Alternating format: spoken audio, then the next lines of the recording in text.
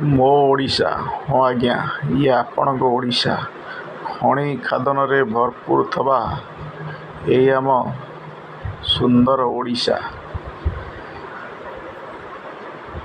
କୋଇଲା ଖଣିଠାରୁ ଆରମ୍ଭ କରି ଆପଣଙ୍କର ଲୁହାପଥର ଖଣିରେ ଭରପୁର ରହିଛି ଆଜ୍ଞା ଏ ଆମ ଓଡ଼ିଶା। ଫେର୍ ବି ଆମ ଓଡ଼ିଶା ଆଜି ଗରିବରେ ଗଣିତ।